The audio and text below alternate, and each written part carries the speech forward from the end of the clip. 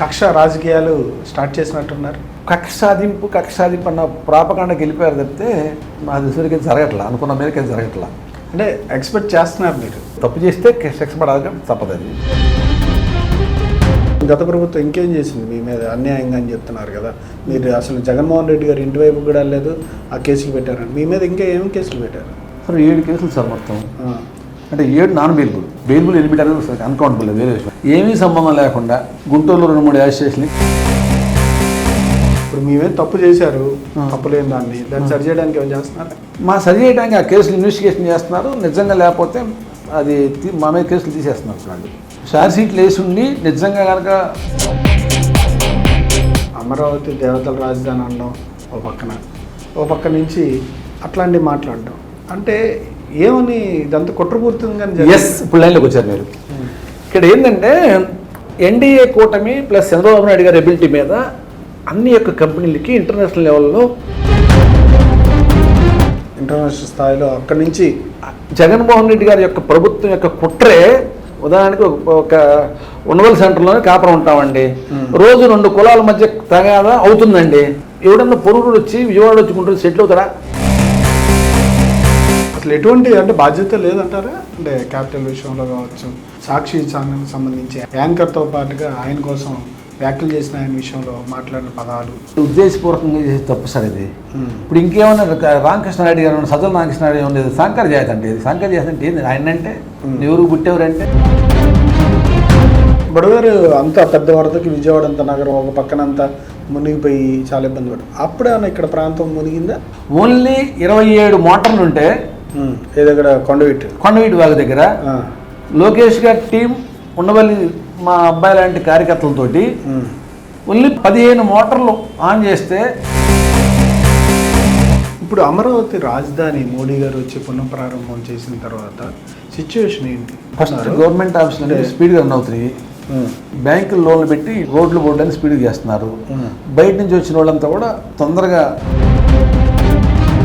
ఇన్ని సిచ్యువేషన్స్లో ఆయన ముందు చూపుతో రాబోయే తరాలు ఆలోచన చేసి ఇంకా సెకండ్ పూలింగ్కి వెళ్ళడం అనేది ఎంతవరకు ఉపయోగం మీ పార్టీకి? మన దగ్గరకు వచ్చినప్పటికీ చంద్రబాబు నాయుడు గారి విజన్లో మార్పు, విజన్ నాయకుడు అంటే కారణం ఏంటంటే ఒక్కసారి మేము లేఅవుట్లు వేస్తున్నామండి. మొదట వచ్చిన 5 ఎకరాలే వచ్చిందండి, తర్వాత రాదు ఇక పడిక. ఎందుకంటే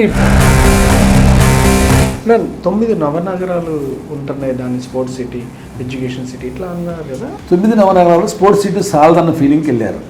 అనుకోటి సార్ స్పోర్ట్స్ సిటీ తీసుకుంటున్నారు. దాని ప్రకారం ఇప్పుడు డెవలప్ చేస్తున్నారు. కొన్ని సార్ల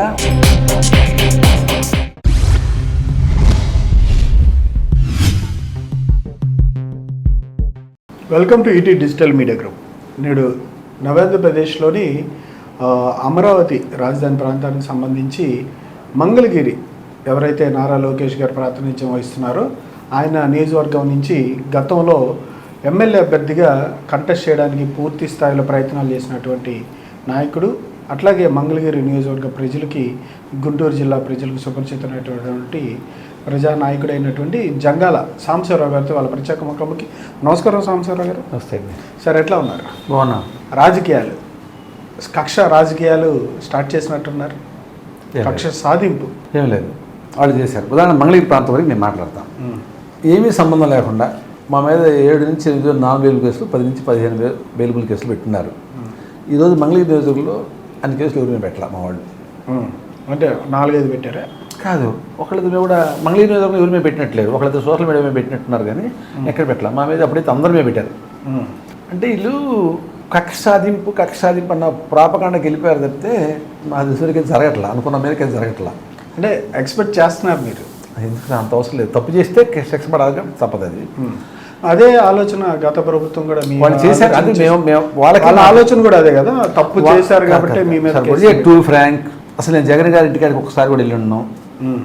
చాలాసార్లు వాళ్ళ ఇంటికాడ అడ్మినిస్ట్రేషన్కి వెళ్ళిన వాళ్ళకి సెంటర్ చర్చి కేసు పెట్టారు. ఒక్కసారి కూడా వెళ్ళి నేను ఇంటికి గత 5 ఏళ్లలో.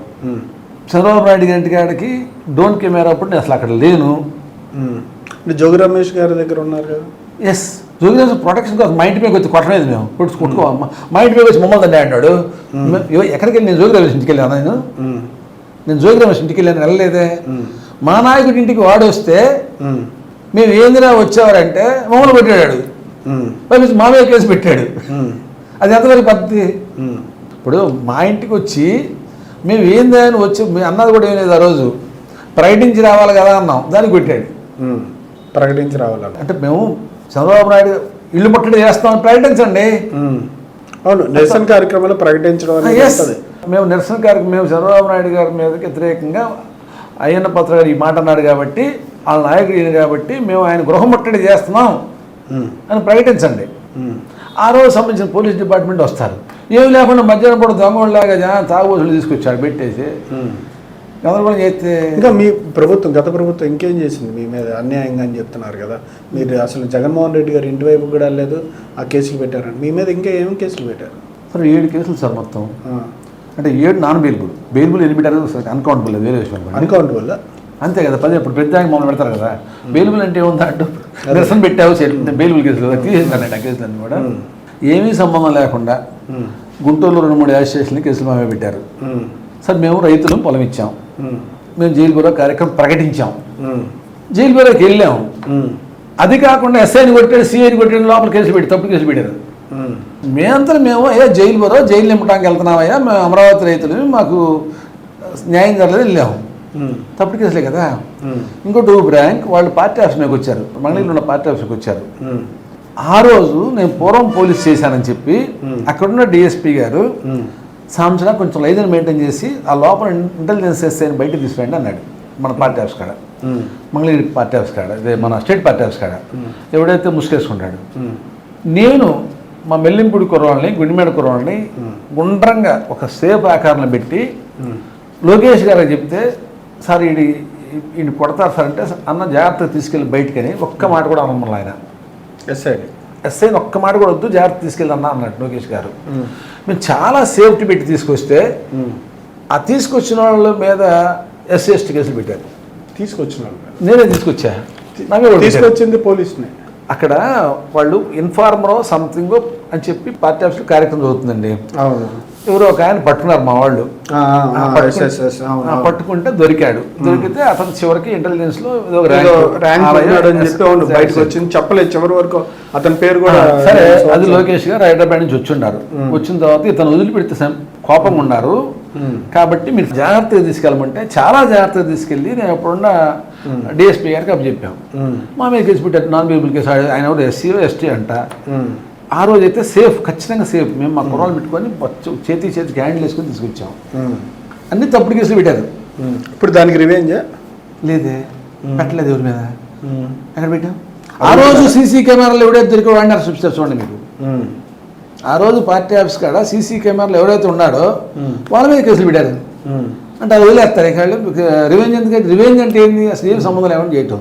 మరి దాన్ని సరిచేయడానికి ఏమైనా చేస్తున్నారా? మరి అంటే ఎటా ఇప్పుడు మేమే తప్పు చేశారు, తప్పు లేని దాన్ని సరిచేయడానికి ఏమైనా చేస్తున్నారా? అంటే మీ మీద అనవసరంగా పెట్టారు అంటున్నారు, నేను సేఫ్గా తీసుకొచ్చాను అంటున్నారు. మా సరి చేయడానికి ఆ కేసులు ఇన్వెస్టిగేషన్ చేస్తున్నారు. నిజంగా లేకపోతే అది మా మీద కేసులు తీసేస్తున్నారు వాళ్ళు, ప్రభుత్వం. మీ ప్రభుత్వమే మీ మీద కేసులు తీసేస్తారు. అంతేగా, ఎంక్వైరీ చేస్తున్నారు. ఛార్జ్ షీట్లు వేసి ఉండి నిజంగా కనుక తప్పు లేకపోతే 100% చేస్తున్నారు. తప్పు ఉంటే కేసులు ఎట్టి పెడుతున్నారు కొంచెం. అంటే కక్ష సాధింపు అయితే పూర్తి స్థాయిలో లేదు అని మీరు ఎక్స్పెక్ట్ చేసినంత లేదంటారు. కాదు ఇక్కడ మీరనే వర్డ్ వేరు. ఆ రోజును వాళ్ళ ఆలోచన వేరండి. వైసీపీ ఆలోచన బెదిరించి బయటకు రాకుండా చేద్దామన్న ఆలోచనలో వాళ్ళు ఉన్నారు. మేము ప్రజాస్వామ్యబద్ధంగా ఈ గాలివాడిగా వదిలేస్తే ఇదే అలవాటు అయిన ఉద్దేశంలో కేసులు పెడుతున్నారు. అని తప్పితే ఏమీ లేదు. ఇప్పుడు ఉదాహరణకి రాజు కేసు ఉందండి. ఏంటంటే ఎంత రోత మాట్లాడి మీరు వింటున్నారు అందరు టీవీలో. అసలు ఎవడన్నా అనకూడదు, ఇంకా మనం బూతులు మాట్లాడాల్సి వచ్చింది. అంటే అదే అమరావతి దేవతల రాజధాని అనడం ఓ పక్క నుంచి వేసల అట్లాంటి మాట్లాడడం అంటే ఏమని ఇదంతా కుట్రపూర్తిగా. ఇప్పుడు లైన్లోకి వచ్చారు మీరు. ఇక్కడ ఏంటంటే ఎన్డీఏ కూటమి ప్లస్ చంద్రబాబు నాయుడు గారి ఎబిలిటీ మీద అన్ని యొక్క కంపెనీలకి ఇంటర్నేషనల్ లెవెల్లో బ్రహ్మాండమైన చర్చ జరుగుతుంది. Is the ability person, is the capability person చెప్పి చర్చ జరుగుతుంది. ఈ చర్చ జరిగే క్రమంలోనే మీరు గమనించలేదు, వర్డ్ ఏమిటి వర్డ్ వస్తుంది. వర్డ్ ఏమిటి వర్డ్ ఏంటంటే, ఇన్వెస్టర్ రాకుండా ఉండాలంటే ఇది ప్రజాస్వామ్యంలో ఇవాళ కాకపోయినా 10 ఏళ్ళకైనా ప్రభుత్వాలు మారుతాయి. ప్రభుత్వాలు మారినప్పుడు ఈయన చెప్పిన డెవలప్మెంట్ మేము చెయ్యరు కాబట్టి మీరు రావద్దని సంకేతం క్రియేట్ చేయడం కోసం జగన్మోహన్ రెడ్డి గారు ఏం చెప్పారు, అంతెందుకండి వరల్డ్ బ్యాంక్ పెట్టి నదులు తీసుకొచ్చి పెట్టాల్సిన పనే ఉందండి, విజయవాడ గుంటూరు మధ్యలో 500 ఎకరాలు తీసుకుంటే సరిపోయింది అని ఫస్ట్ డైలాగ్. అది ఎప్పుడైతే మోడీ గారు వచ్చి ఎస్ నీళ్ళు వస్తాయని చెప్పి పేరు పొద్దాక కూడా పెడుతుంటాడు, నీళ్ళు వస్తాయి వాటర్ వస్తుంది అది చెప్పింది, గోధుమ నీళ్ళు రాకుండా ఏమవుతాయి. ఇప్పుడు మన ఇంటి కోసం మన గోధుమ నీళ్ళు వస్తాయి కదా. రెండోది ఒక్కొక్క దాని మీద కోర్టులు వేయటం ఇవన్నీ అయిపోయిన తర్వాత ఈ ఎమాంగ్ ది ప్రజల మధ్య ఎమాంగ్ ది పార్టీల మధ్య తగాదా సీరియస్గా ఉంది. ఆ సీరియస్నెస్లో మనం పోయి ఇన్వెస్ట్ చేస్తే ఫ్యూచర్లో ఇబ్బంది పడతామని చెప్పి ఇంటర్నేషనల్ కుట్రే భాగం ఇది. ఇంటర్నేషనల్ స్థాయిలో అక్కడి నుంచి జగన్మోహన్ రెడ్డి గారి యొక్క ప్రభుత్వం యొక్క కుట్రే. ఉదాహరణకి ఒక ఉండవల్ సెంటర్లోనే కాపురం ఉంటామండి, రోజు 2 కులాల మధ్య తగాదా అవుతుందండి. ఎవడన్నా పొరుగుడు వచ్చి విజయవాడ వచ్చి గుంటూరు సెటిల్ అవుతాడా? కంటిన్యూటీ అవ్వదు కదా. అవడు కదా. అది కంటిన్యూటీ బర్నింగ్ టాపిక్ చేద్దాం. ఈ క్రియేషన్ని ఒక బలమైన 40% ఓట్ బ్యాంక్ వాళ్ళు దీనికి అన్విల్లింగ్గా ఉన్నారు. తర్వాత ఫ్యూచర్లో ఒకవేళ 10 ఏళ్ళకో 15 ఏళ్ళకో ప్రజాస్వామ్యంలో ఏమైనా మార్పులు వస్తే మనం పెట్టిన ఇన్వెస్ట్మెంట్కి పెట్టుబడి ఉండదేమో, సేఫ్టీ ఉండదేమో, సరైన రోడ్లు వేయరేమో, సరైన కరెంట్ వేయరేమో అన్న ఫీలింగ్ క్రియేట్ చేయడం కోసమే వీళ్ళు ఈ తప్పుడు మాటలు, తప్పుడు కోతలు. జగన్ పార్టీ ఎస్, దాంట్లో డౌట్ ఏముంది ఇంకా. అసలు ఎటువంటి అంటే బాధ్యత లేదంటారా? అంటే క్యాపిటల్ విషయంలో కావచ్చు, వాళ్ళు ఆయన స్టేట్మెంట్లు కావచ్చు, సాక్షి ఛానల్కి సంబంధించి యాంకర్తో పాటుగా ఆయన కోసం వ్యాఖ్యలు చేసిన ఆయన విషయంలో మాట్లాడిన పదాలు, ఇప్పుడు ఇది ఉద్దేశపూర్వకంగా చేసే తప్పు సార్ ఇది. ఇప్పుడు ఇంకేమన్నా రామకృష్ణారెడ్డి గారు సజ్జల రామకృష్ణారెడ్డి గారు ఉండేది సంకర జాతి అంటే, ఇది సంకర జాతి అంటే ఏంది? ఆయన అంటే నువ్వు ఎవరికి పుట్టేవారంటే, నువ్వు సంకర జాతికి పుట్టేవారంటే ఏంది దాని అర్థం? అది అంటే ఎంత పద్ధతి ఏందండి ఇది? నువ్వు స్పెక్యులర్ జాతి. వాళ్ళ ఉద్దేశం అమరావతి మీద ఎప్పుడు డిస్ప్యూట్ రన్ అవ్వాలి ప్రజల్లో. ఆ రన్ అయితే వచ్చే ఇన్వెస్టరు వచ్చేవాళ్ళు ఇక్కడికి రాకుండా ఉంటారు. రాకపోతే ఇక్కడ మళ్ళీ సెకండ్ టైం పూలింగ్ ఎవరు, ఫస్ట్ టైం పూలింగ్లో కూడా ఏంద్రా బాబు అని వచ్చింది. కొంత మరి వరల్డ్ బ్యాంక్ వాళ్ళకి ఉదాహరణకి మా ఉండవల్లిలో ఉందండి. వరల్డ్ బ్యాంక్ వాళ్ళు వస్తే వరల్డ్ బ్యాంక్ వాళ్ళు రైతుల దగ్గర రావాలని వచ్చారండి. వస్తే వాళ్ళు ఏం చెప్పారండి, మేము ఇవ్వము, సీడ్ యాక్సెస్ 80% ఇవ్వం, అవును చెప్పారు కదా. వాళ్ళు ఏం చేశారు, గవర్నమెంట్ దగ్గర so many options are there. వాళ్ళు ఈ 11 రోడ్లు హైవే కనెక్ట్ చేసుకుంటున్నారు. ఇప్పుడు 5% నుంచి ల్యాండ్ ఎక్విజిషన్కి వరల్డ్ బ్యాంక్ వాళ్ళు వేసారంటే స్ట్రెస్ పెట్టి ఆ ల్యాండ్ ఎక్విజిషన్ చేయొద్దని అన్నారు. సరే వాళ్ళ బాధ వాళ్ళు పడుతున్నారు. రాజధానికి ఇప్పుడు అదొకటి 3 రోడ్లు కలుపుకుంటున్నారు. ఆ రోజు కూడా పనిమాల పిలిచి చెట్టుకాట పిలిచి వాళ్ళు ఎక్కడి నుంచి వెళ్తుంటే వరల్డ్ బ్యాంక్ పెడుతున్న వెళ్తుంటే మీరు మా దగ్గర రైతులు ఆత్మహత్య, నీకేం సంబంధం, పొలం ఇచ్చినోడు మాట్లాడుకోవాలి డెవలప్మెంట్ గురించి. పొలం ఇచ్చినోడు నీకెందుకు అసలు? లోన్ పడ్డా పొలం ఇచ్చినోడు మే కదా పడేది. సపోజ్ ఆయనకి లోన్ కట్టాను, మేమే కట్టేది, ఇచ్చినోడు కట్టేది, ఈనోడు కట్టడు కట్టు. కానీ ఇదంతా ఆయన కావాలని ఇన్వెస్టర్లు వెనక పంపించి వాళ్ళ పార్టీ అమరావతి మీద ఇసం చిక్కటం కోసం ఏకైక అభిప్రాయమే ఈ సిస్టమ్ అండి. ఇది దీన్ని అధిగమిస్తారా? ఎస్, అధిగమించి 2-3 రోజుల నుంచి ప్రజలే బుద్ధి చెబుతున్నారు. ఒకటి ఏంటంటే ఎప్పుడు అధిగమించేవాళ్ళు కాదంటే, జగన్మోహన్ రెడ్డి కనుక పూర్వం కనుక గవర్నమెంట్ చేసి ఉండకపోతే అతని మీద కూడా కొంత బిలీఫ్ ఉండేది. ఇక చేసి ఉన్నాడు జనంలో నమ్మరహ. ఆయన చేసిన విధానం చూసి నమ్మరు. నమ్మే సంస్కృతి లేదు ఇక్కడ. నమ్మే సంస్కృతి అంటే ఏకైక ఉదాహరణ, నువ్వు రాజధాని ఇస్తున్న ఊళ్ళోనేమో ఎక్కువ మెజార్టీ వచ్చింది. అక్కడ 3 కాన్స్టిట్యూన్సీలో 90,000 దాటినాయి. ఇక్కడ మాకు మంగళగిరి 3వ స్థానం, అది వేరే. మా లోకేష్ గారు కూడా 93,000 వచ్చింది అనుకోండి. అక్కడ 90,000 దాటిన వాళ్ళతో 3 వచ్చారు. పల్లా వచ్చాడు, గంధి శ్రీనివాస్ వచ్చాడు, 70,000 దాటి మొత్తం దాటిపోయారు. అసలు ఆ సిటీలో 7 అసెంబ్లీలు మొత్తం కలిపి ఎప్పుడైతే మెజార్టీ వచ్చింది. నువ్వు రాజధాని పెడతాను, ఈ కొండ దగ్గర రాజధాని, ఈ కొండ దగ్గర హైకోర్టు, ఈ కొండ దగ్గర నాయుడు అంటే ఓట్లు వేయలేవుడు అంటే దాని అర్థం ఏంది? ఇప్పుడే అర్థం చేసుకోవాలి. ఎస్, నన్ను నమ్మట్లేదు ప్రజలు అనుకోవాలి. ఆలోచన అతనికి రావట్లా, ఆయనకి రావట్లా, నన్ను నమ్మట్లేదు అనుకోవట్లా. రాజధాని మీద స్పష్టమైన తీర్పు. నువ్వే చెప్పుడు నా పూర్వం 30,000 ఎకరాలు కావాలి, మేము టార్గెట్ చేయమని చెప్పి, నేను ఇల్లు కడుతున్నాను, ఆయన ఇల్లు కట్టలేదని చెప్పాడు. ఇవన్నీ చెప్పి మళ్ళీ ఇప్పుడు ఈ కోలైంది. బుడవేరులో వంతెనలో నీళ్లు కాడ తీసుకొచ్చి ఇక్కడ ఫోటోలు చూపించా అంటే బుడవేరు అంత పెద్ద వరదకి విజయవాడ అంత నగరం ఒక పక్కనంతా మునిగిపోయి చాలా ఇబ్బంది పడు. అప్పుడే ఇక్కడ ప్రాంతం మునిగిందా? అదే సరిగ్గా చెప్పింది మీ కింద రిలీజ్ అని చెప్పాను నేను. ఓన్లీ 27 మోటార్లు ఉంటే దగ్గర కొండవీటి వాగు దగ్గర లోకేష్ గారి టీం ఉండవల్లి మా అబ్బాయి లాంటి కార్యకర్తలతోటి ఓన్లీ 15 మోటార్లు ఆన్ చేస్తే గవ నీళ్ళు లేవు అక్కడ, ఓన్లీ గోతుల్లో నీళ్ళు తప్పితే. దానికోసమే డిజైన్ చేసింది అది. ఎస్, అక్కడ అది కూడా ఆర్డినరీ డిజైన్ కాదండి. అది అప్పుడు వీళ్ళు మంచికి వేసారో చెడుకి వేసారో, ఒక రైజ్ అనేది గ్రీన్ ట్రిబుల్కి వేసారండి వీళ్ళు. డిస్ప్యూట్ అనేది డిస్ప్యూట్ రేజ్ చేసండి. గ్రీన్ ట్రిబుల్ సమ్ ఎంక్వైరీ చేసి దీనికోసం 100 years ఫ్లడ్ రిపోర్ట్ చెప్పమందండి. 100 years ఫ్లడ్ రిపోర్ట్ కన్నా 15% ఎక్కువ ఫ్లడ్ వస్తే ఎన్ని మోటార్లు కావాలి తోడటానికి. అప్పుడు ఏం డిజైన్ చేశారు? అప్పుడు ఇంకా ఏం అవ్వకముందే అండి, మొత్తం హైయెస్ట్ రాజధాని పరిధిలో ఉన్న ఫ్లడ్ అంతా కూడా ఇప్పటి వరకు 100 సంవత్సరాల్లో 3 TMC 4 TMC వాటర్ వచ్చిందండి. ఫ్రమ్ తాడికొండ దగ్గర నుంచి రానండి, లేకపోతే లామ్ దగ్గర నుంచి రానండి. దానికి ప్రభుత్వం ఏం చేసింది? అప్పుడే డిజైన్ చేసి జగన్ గారు డెసిషన్ చేస్తాను అనుకోండి. దానికి అసలు 3 TMCలు వాటర్ నిలబడటం కోసం ఎక్కడైతే లో లెవెల్ ఏరియా ఉందో, నూరికొండ కావచ్చు, కృష్ణాపాలెం అవ్వచ్చు, 3 చెరువులు దూవుతున్నారు, పెద్ద పెద్ద చెరువులు. ఒక్కొక్క చెరువు ఒక్కొక్క TMC. టూ ఫ్రాంక్ వచ్చే వాటర్ దాంట్లోకి సరిపోయింది. ప్లస్ ఆ వాటర్ రాజధాని అవసరాలు కూడా సరిపోయింది. సెకండ్ కాదండి, ఇప్పుడే అవుతున్నాం, చెరువులు దూవుతున్నారు. అదే సెకండ్ ఫేజ్ కాదండి, ఫస్ట్ ఫేజే. ఇప్పుడు దాంట్లో చెరువులు దూవుతున్నారండి ఆల్రెడీ. ఓకే, అంటే వాటర్ మేనేజ్మెంట్, ఫ్లడ్ మేనేజ్మెంట్ చూస్తున్నా. ఒకవేళ పెరిగితే, అంతకన్నా పెచ్చు పెరిగితే, ఒక చెరువుల దోలు పెరిగితే మీరు మోటార్లు పెట్టండి అన్నారు. ఒకవేళ కరెంట్ ఫెయిల్ అయితే 15 days డీజిల్ మోటార్లు కూడా పెట్టారు అక్కడ. 15 days కంటిన్యూటీగా రన్ చేయడానికి. డీజిల్ మీటర్కి ఒక పెట్రోల్ బంక్ కూడా లీజులు తీసుకొని పెట్టుకుని ఉన్నారు గవర్నమెంట్. ఇంత స్టోర్ చేయాలి వర్షం వస్తే. 15 daysకి 20 మోటార్లు జరిపేంత డీజిల్. అంత ప్రికాషనరీగా అంటే మామూలుగానే సమాజం గురించి పెద్దగా మనకు అవగాహన ఉంది, కానీ చంద్రబాబు నాయుడు గారు ఫ్యూచర్ గురించి ఆలోచించడంలో ఆయన మించినోడు వరల్డ్లో లేడు. అది ఏదైనా సమస్య అయినా కానీ అభివృద్ధి అయినా ఆయన మించినోడు ఎవడు లేడు వరల్డ్లో. అంత డెప్త్ వెళ్ళి ఆలోచించేవాళ్ళు ఎవడు లేడు. అంత విధంగా కొండవీటి వాగు దగ్గర మా ఇల్లు ఉంటే గవరాల మా ఇంటికి. మా ఇంటికి 50 మీటర్ల దూరం ఉంది కొండవీటి వాగు, మా సొంత ఇంటికి. రాలా అంటే అది అర్థం. అంత మన గురించి వర్షం కానీ పెచ్చు వర్షం ఈ మధ్యకాలం కురలేదు కదా, 100 సంవత్సరాల ముందు. వల్ల అది ప్రాపగండా పనికి వచ్చేది తప్పితే ఇంకో దానికి పనికిరాదు. ముంపు అనేది ఉత్తమ మాట అండి. ఇప్పుడు అమరావతి రాజధాని మోడీ గారు వచ్చి పునఃప్రారంభం చేసిన తర్వాత సిచ్యువేషన్ ఏంటి రాజధానిలో?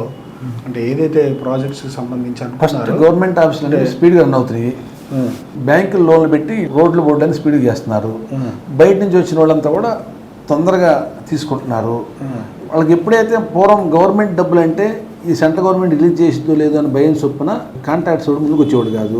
ఇప్పుడు ఆల్రెడీ మనం 9,000 కోట్ల రూపాయలు 10,000 కోట్ల రూపాయలు బ్యాంక్ లోన్ తీసుకున్నాం. వాడు ఆల్రెడీ బ్యాంక్ కూడా రెడీగా ఉన్నాడు ఈ టైంకి. అంటే కాబట్టి పనులను జరిగిపోతున్నాయి ఇక్కడ. అట్ ద సేమ్ టైం ఇచ్చిన వాళ్ళు కూడా పనులు మొదలుపెట్టారు. సెంట్రల్ గవర్నమెంట్ ఆఫీసులు పూర్వం ఇచ్చినట్టు 72 ఆఫీసులు సుమారు 45 దాకా ఈ బడ్జెట్లు పెట్టారు. వాళ్ళు పనులు స్టార్ట్ చేస్తున్నారు. సెంట్రల్ గవర్నమెంట్ ఆఫీసులు బడ్జెట్ స్టార్ట్ చేశారు. స్టేట్ గవర్నమెంట్ ఆఫీసులు సెక్రటరియట్ లాంటివి కడుతున్నారు.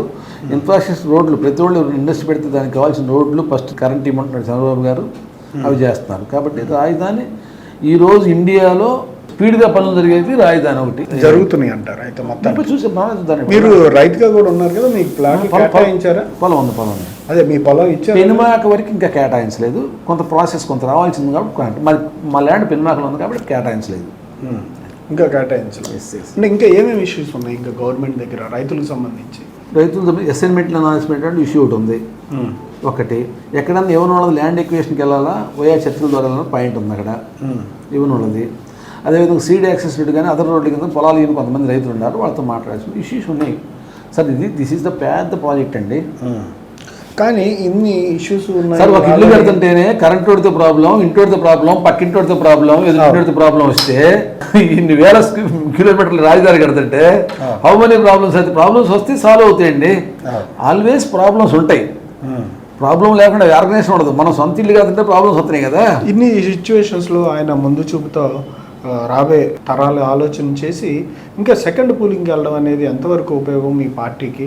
అట్లాగే ఈ పూలింగ్ ద్వారా మళ్ళీ సేకరించాలనుకున్న భూమి ద్వారా ఇంటర్నేషనల్ ఎయిర్పోర్ట్, ఇంకా కొన్ని అవసరమైనటువంటి అంటే అభివృద్ధి జరిగితే భూమి తీసుకోలేం అని చెప్తున్న విషయాన్ని మంత్రి గారు దీన్ని ఎంతవరకు తెలంగాణ డెవలప్ అవడానికి కారణం నిజాం నవాబు కాడి నుంచి వేస్ట్ ల్యాండ్స్ పెంచుంటాయి.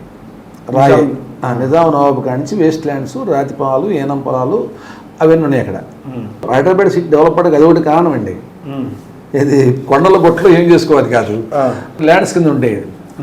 మన దగ్గరికి వచ్చినప్పటికీ చంద్రబాబు నాయుడు గారి విజన్లో మార్పు, విజన్ నాయకుడు అంటే కారణం ఏంటంటే ఒక్కసారి మేము లేఅవుట్లు వేస్తున్నామండి. మొదట వచ్చిన 5 ఎకరాలే వచ్చిందండి, తర్వాత రాదిక ఇంకా రాదిక పడీడిక. ఎందుకంటే ఈ ప్లాట్ల కన్నా ముందు అడుగు నేను 1 కోటి 10 కోటి 20 కోటి వాడు 2 కోట్లు కూర్చోండి ఇక ఈడు. ఆయన ఏంది ఇప్పుడు కనుక ల్యాండ్ బ్యాంక్ క్రియేట్ చేయకపోతే ఫ్యూచర్ తరాలు లాస్ పోతాయి వస్తా అంతే కదా. ఇప్పుడు ఈ స్టేడియం దాదాపుగా ఇంటర్నేషనల్ స్టేడియంస్ ఉంటాయి కదా, అందుకే స్పోర్ట్స్ టౌన్ సిటీ అని కడుతున్నారు కదా. ఆలోచన కరెక్టేనండి, దాంట్లో ఏమి డబ్బు కాదు కాదు. కామన్ మ్యాన్ ఆలోచన ఎట్లా ఇదేంద్ర బాబు అనిపించింది, అది వాస్తవం. దాంట్లో కూడా మేము కూడా ఉండొచ్చు. మీరు కూడా ఉన్నారా? ఉండొచ్చు. అంటే మేము ఇదే కదా సార్, కామన్ మ్యాన్కి చంద్రబాబు నాయుడు తేడా ఏంది? నేనేమన్నాను ఇందాక తోటి మహా అయితే 5 ఏళ్ళండి వ్యాపారం చేసేది అన్నాం. ఆయన ఎన్నాళ్ళు సీఎం ఉంటాడు, ఎన్నాళ్ళు పొద్దునే కొలమానం పెట్టుకోడు ఆయన. ఇప్పుడు 98.9 కాదు, 1999 మంది వాడి బతుకు వాడి కుటుంబం పెరిడే పెడతాడండి ప్రతివాడు. ఈయన ఒక్కడే అండి వ్యవధానం కోసం 100 సంవత్సరాలతో ఆలోచించేది, భవిష్యత్ తరాల కోసం 100 సంవత్సరాలకు ఆలోచిస్తాడు. 100 సంవత్సరాలకి ఊహిస్తాడు ఫస్ట్ 100 సంవత్సరాల తర్వాత ఎలా ఉండాలనేది. అది మామూలు విషయం. 50 సంవత్సరాలు మినిమం ఊహిస్తాడు చంద్రబాబు గారు. ఊహించిపోతే ఎన్ని రావు అసలు. మనం చూసేవాడికి మనకు ఎందుకు, ఇప్పుడు ఒకప్పుడు మంగళగిరిలో రోడ్లు కానీ సబర్బన్ రోడ్లు కానీ అన్నీ ఉన్నాయండి. హైయెస్ట్ 20 ఫీట్ 18 ఫీట్లు. ఎందుకు? అతను ఎదురు పడిపోవడానికి హైయెస్ట్, లేకపోతే నేసే పడగడలు అంతే. ఈ రోజు పరిస్థితి వీళ్ళంతా బయటకు వెళ్తుంది ఎందుకు? 40 అడుగుల రోడ్లు 60 అడుగుల రోజుకి వెళ్తున్నారు. ఆ విధంగా ఊహిస్తాడు. చంద్రబాబు నాయుడు గారు విజన్ చూసేటప్పుడు ఏదే బాబు ఈ బైపాస్ 200 అడుగులు ఎందుకు గోలా అనిపించింది. కానీ ఫ్యూచర్లో సంబంధించి ఇప్పుడు ఈరోజు ఓవరాల్ పరిస్థితి పెట్టేటప్పుడు ఏమనుకున్నాం మనం, హైదరాబాద్ సిటీకి అంత ఓవరాల్ అవసరం అనుకున్నాం కదా, అందరూ అనుకున్నాం కదా. ఇది అసలు మామూలుగా ఇది టోల్ గేట్ అట్లాగే మూతపడిపోయింది. నేనైతే అనుకున్నా ఈ టోల్ గేట్లు అన్నావు మూతపడితే అనుకున్నాం. ఇప్పుడు ఓవరాల్ మేము ట్రాఫిక్ జామ్ అవుతుంది. ఎస్ అను ఆయన విజన్ గొప్పది. అందరితో పాటు మనం అందుకున్నాం లేదా అనేది సంబంధం కదా. ఆయన ఎక్స్ప్లెయిన్ చేయగలుగుతాడు, చెప్పగలుగుతాడు కూడా అందరికి. దాని వరకు మీకైతే పార్టీకి అయితే ప్లస్ అవుతుంది అంటారు.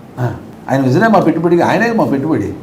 ఇప్పుడు చంద్రబాబు నాయుడు గారి యొక్క విజనే మా పార్టీకి పెట్టుబడి ఇంకేముండదు అక్కడ. ఇంకేముంటుంది. 9 నవనగరాలు ఉంటున్నాయి, దాన్ని స్పోర్ట్స్ సిటీ, ఎడ్యుకేషన్ సిటీ ఇట్లా అన్నారు కదా, వాటి గురించి వివరాలు చెప్పండి. 9 నవనగరాలు స్పోర్ట్స్ సిటీ సాలదన్న ఫీలింగ్కి వెళ్ళారు. అనుకోటి సార్ స్పోర్ట్స్ సిటీ తీసుకుంటున్నారు.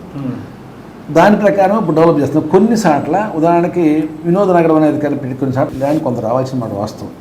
హాస్పిటల్స్ కూడా హెల్త్ సిటీలు కాడ హెల్త్ హాస్పిటల్స్ వచ్చేస్తున్నాయి. అపోలో కూడా రాబోతున్నా, అపోలో కూడా చర్చలు జరుగుతున్నాయి కదా సార్, వస్తారు ఏమన్నా దాంట్లో. అపోలో వచ్చారు మొన్న కలిసారు కూడా. తక్కిన సార్లు కూడా తక్కిన జరుగుతుంది. యూనివర్సిటీలు కానీ ఎడ్యుకేషన్ సిటీలు పర్ఫెక్ట్ డెవలప్ అవుతుంది. ఇప్పటికి 5-4 యూనివర్సిటీకి 2-3 వస్తాయి సిద్ధంగా ఉండే.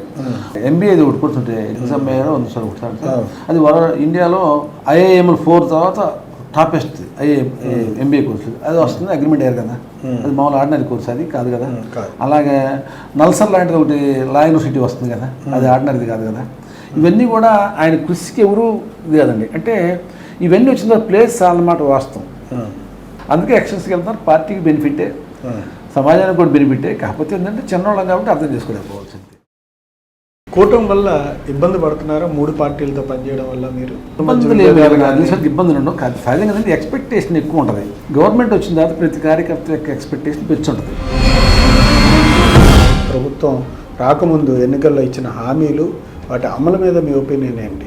ఎవడైనా బడ్జెట్ ప్రకారం చేసుకుంటారు సార్. పోయిన సంవత్సరం గవర్నమెంట్ వచ్చింది, అప్పుడే 6 నెలల గవర్నమెంట్ వచ్చింది, 7 నెలల స్కూల్స్ ఓపెన్ చేస్తారు. It's not possible. రాష్ట్ర భవిష్యత్తుకు సంబంధించి ఆర్థికంగా అప్పు జగన్మోహన్ రెడ్డి గారు ఇంతవరకు అప్పు చేసి వెళ్ళారు. చంద్రబాబు నాయుడు గారు వచ్చి కొంతవరకు చేస్తున్నారు. ఇది రేపొద్దున ప్రజల మీద ఏమైనా భారం పడుతుందా సార్? సంక్షేమ కార్యక్రమాలు ఈరోజు ఉన్న దాంట్లో తప్పనిసరి పరిస్థితి ఫస్ట్ పాయింట్. ఇక పెరగకుండా చేసుకోవటం ఒకటి. 2 చంద్రబాబు నాయుడు గారు సంపదను క్రియేట్ చేయటం. ఈ సంవత్సర కాలంగా పూర్తి స్థాయిలో సంతృప్తి చెందలేదు ప్రజలు. అక్కడక్కడ కూటమి ప్రభుత్వం మీద ఉన్నటువంటి మెజార్టీ 151 సీట్స్కి సంబంధించి ఆ నెంబర్కి ఇవాళ తగ్గుముఖంగా ఉండే పరిస్థితి ఉందని చెప్పి సర్వేలు తప్ప రైట్ అని నేను చెప్పలేను. మేమైతే ప్రజల్లో తిరుగుతాం. ఆ యాంటీ ఎక్కడ కనపడలేదు. ఇప్పుడు మేము ప్రజల్లో తిరుగుతాం సార్. మా వ్యాపార పరంగానే. మీరు ఏమైనా గతంలో పార్టీ మారాలని ట్రై చేశారా రాజధానికి భూములు ఇచ్చిన తర్వాత? అంటే టూ ఫ్రాంక్ చెప్పాలంటే సామాజిక పరంగా మా ప్రాంతం వైఎస్ఆర్సీపీ డామినేట్ చేసే కులానికి మా ప్రాంతం వ్యతిరేకం. వర్గం వ్యతిరేకం. వర్గం కాదు, ఆధిపత్య పోరేగా. మీరు కూడా గతంలో ఎమ్మెల్యే టికెట్ కోసం ట్రై చేశారు, జస్ట్ ఇంకా లోకేష్ గారు ఇక్కడ రాకముందు. ఆ రోజు ఉన్న పరిస్థితి ఏంటంటే this is the BC Padmashali seat confirm. Jayadev గారు వాళ్ళు ఏం చెప్పారంటే ఒకవేళ పొరపాటున వాళ్ళు మళ్ళీ ఓసీని పెడితే ఈ స్కామ్స్కి సంబంధించి మద్యం స్కామ్ కావచ్చు, మిగతా స్కామ్స్ సంబంధించి అరెస్టులు పూర్తి స్థాయిలో జరుగుతాయా? ఇంకా మన రాజ్యాంగ ప్రకారం ప్రజాస్వామ్యబద్ధమని చేశాం సార్. గబక్కన మనం పోయి ముస్లిం పాలకులు ఉన్నట్టు గబక్కన తీసుకొచ్చి కొట్టాలి కాదు. చంద్రబాబు నాయుడు గారు చెప్పింది ఏంటంటాడు, ఆయనకి సార్ డిప్యూటీ సీఎం అనే అయిన తర్వాత లోకేష్ గారు కూడా డిప్యూటీ సీఎం ఇవ్వాలి, జాతీయ వర్కింగ్ ప్రెసిడెంట్ ఇవ్వాలని లోకేష్ గారు డిప్యూటీ సీఎం అనే కోరిక అందరికీ ఉంది. టీడీపీ క్యాడర్లో అది బలంగా ఉన్నమాట వాస్తవం. చంద్రబాబు నాయుడు గారు పొత్తులో భాగంగా ఒక మనిషికి ఇచ్చాం కాబట్టి. Okay sir, thank you. Time ఇచ్చే అభిప్రాయాలు తెలియజేసినందుకు thank you very much sir.